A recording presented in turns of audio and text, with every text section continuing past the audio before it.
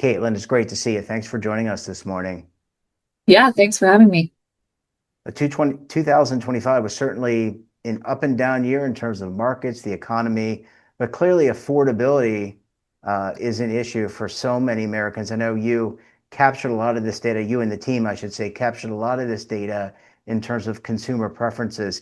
Let's just start off with a basic question. How did consumers change their purchasing trends when it comes to the groceries in 2025?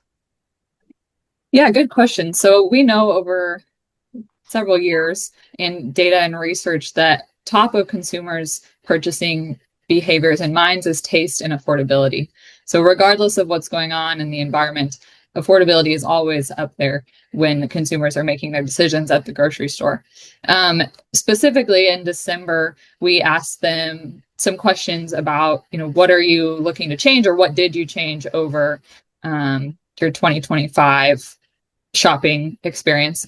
And consumers did make changes. They were interested in buying cheaper products, whether that be couponing or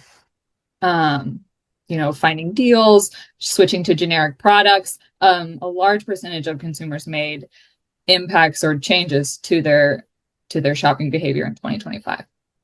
And I'm heartened. It reminds me when I was a kid, my grandparents cut coupons. They actually were in the paper back then. So in the paper, they would cut them and go to the store. It's interesting that uh, people are now kind of getting back to that. I'm sure the coupons are now probably digital now, but it's really interesting that they're kind of adapting that strategy that my grandparents were from the World War II generation. They lived through the Great Depression. So it's interesting to see people kind of adopt those tactics. Yeah, there are lots of different ways to do it these days, and I would say more convenient than cutting. But on your phone, so many different groceries and retailers have um, programs where you can get discounts for being a part of their rewards program, but also you can go in and select coupons. There are lots of programs that can help consumers save a little bit of money or be more strategic in their shopping for groceries. Yeah, well, heck, there aren't even newspapers that are printed anymore. They're really everything's digital. So certainly things have improved. I want to also ask you about, you mentioned people moving to more generic um, types of products. I would think that would be toilet paper, maybe soda, things like that. But what about some of the big chains like, Sam's Club, Costco? Did people see those up as value? So if I'm a member of Sam's Club or one of these types of member clubs, that was an opportunity to really save. Yeah, and I would say from a general perspective and looking at where consumers shop, we haven't seen a huge change in their breakdown of locations. So whether that be wholesale or grocery store or supermarket, over time, that's been pretty consistent. I think there are committed wholesale shoppers, and people are certainly using that for bargain shopping, but we haven't seen a large trend, at least in our survey, of people moving from one to the next. I think a lot of that is convenience too, right? Where you live and what is close to you in terms of what's available for shopping. And to that point, does it matter from geographical point of view if you live in a suburban area, an urban area, if you live in the north or southern part of the country or the Midwest? Did any of that seem to give an indication of maybe some differences between populations? Yeah, for this specific study or this specific month, we didn't look at region or rural versus urban. We definitely could in the future, but we do see changes when it comes to types of products, maybe, right? What's available in certain areas. But for this specific survey and this specific set of data, we didn't dive into regionality or location too much. And do you think, when it comes to obviously preferences, I think people, anecdotally speaking, have cut back from some of the fast food places, the McDonald's, the Burger Kings. Those prices have actually gone up. Did that kind of play out in the data as well, where people said, okay, well, I'm not going to go out to eat. I'm going to start making food. I'm going to buy, maybe I won't buy Purdue chicken breast. I'll buy Sam's Club chicken breasts and make a meal for my family.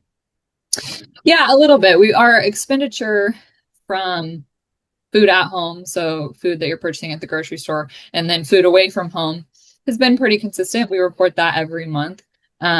So again, not large sweeping changes from month to month, but in the end, I think people are finding ways to save money, whether that be purchasing the same dollar amount, right, but getting more product for that same dollar amount, or maybe spending the same amount of money at a restaurant, but going to a cheaper restaurant so they can still have the same experience.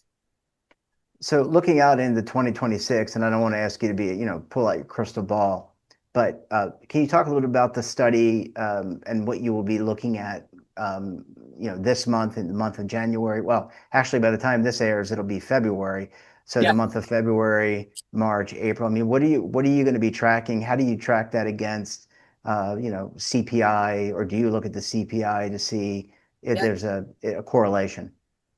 Yeah, and I think I maybe misspoke earlier and said December instead of November because we were talking about November results, but we're currently working on a December report that will come out here in the next couple of weeks. But we asked consumers what their plans are for 2026 when it comes to shopping. Do they plan to make any diet-related changes or any changes to their shopping behavior? And I think largely consumers, as you saw and read, are expecting maybe prices to moderate a little bit, or the changes that they made in 2025, they're not expecting to continue into 2026. And so I think that'll be interesting to follow. Our data and everything that we are looking at is showing that the CPI and inflation for food specifically is kind of moderating. So it's back down to 2.4. It was 1.9 back in November. And so that's kind of a little bit above average, but that's pretty average for food. And so I think consumers are still adjusting from the really high inflation that we saw in 2020 to 2022, right? When we saw prices that were, 26% higher. If you look today, prices today compared to what they were in 2020, 2022, we're about 25%, 30% higher than that. And so I think consumers in their mind are still thinking that prices might rally back to what it was before that. But I think really we're at kind of a stable, food price inflation over time, and we're not expecting to see large price drops or deflation, I would say. So it'll be interesting. Our data year over year and month over month shows that consumers kind of overestimate inflation. So in 2025, consumers said they were experiencing inflation around, on average, 5.4%, and which is, at least in December, almost double what we were really seeing. So I think what consumers are experiencing and feeling in their wallets is a little bit different than what we are tracking from data at our level, but also data nationally. Yeah, well, I have to think, we all have our own, it's personalized, right? I mean, what Jeff Snyder buys something very different than what you buy, your family buys, or somebody else buys. So I think it's very personal. And so our perceptions are obviously going to be different. I think it probably makes it challenging to kind of wrap it all up into one report, but I guess there is some good news, and we'll have to bring you back on in the coming months to see how this is all kind of aligning itself. Are things going down, and how are consumers adapting? Caitlinn, thank you so much for joining us. Really appreciate it. Excellent analysis, and we look forward to having you back on the program again very soon. Yeah, thanks. Happy to be here. Well, thanks for watching, and don't forget, we're back again tomorrow morning with another great expert and another great topic. You can tune in right here Monday through Sunday at 7:30 a.m. Eastern Time. And don't forget to subscribe to our daily newsletter, The Morning Pulse, for all the news in one place, delivered directly to your email box. Check it out at our website.